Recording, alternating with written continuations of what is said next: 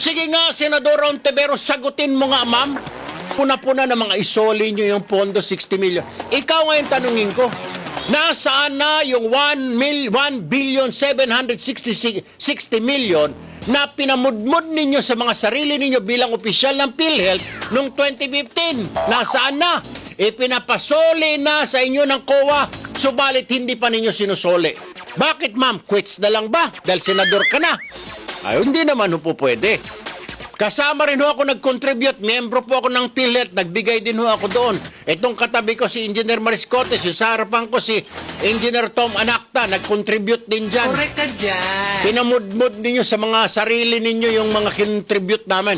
Ngayon, hinihingi namin, ibalik nyo. Ibalik nyo. Ay, kontribusyon namin yun. Pera namin yun, madam. Oh, hindi yun ordinaryong pinagkukuha sa mga excise tax, mga VAT, mga kung ano-ano. Sa kontribusyon ho namin, sa sweldo namin na kinakaltas buwan-buwan ng employer. O mga personal contribution namin, pati yung yayaho namin, ha? Yung katulong sa bahay, nagko-contribute, binabawasan niya yung sweldo niya para makabagbayad lang sa PhilHealth ng 100 pesos a month. Kukunin niyo pa yon? Mahiya ka sa balas mo. Ang kapal naman ng mukha ninyo. O ngayon, sabihin mo sa akin, sino ang dapat mas mauna magsole? Yung 1,760 million o yung 60 million? Ay, yung 60 million talaga namang may papeles, may dokumento.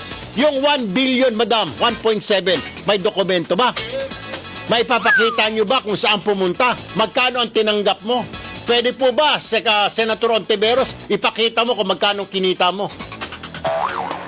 Diyos ko po naman, diyan kayo magaling eh. Pumuna kayo ng pumuna, mga demonyo kayo. Pero yung sarili ninyo, hindi ninyo tignan sa